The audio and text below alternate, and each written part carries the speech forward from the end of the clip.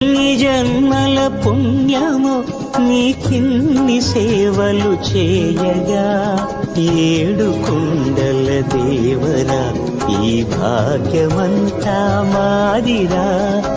ఏడు కొండల దేవరా ఈ భాగ్యమంతా మాదిరా. ఎన్ని జన్మల పుణ్యము నీకిన్ని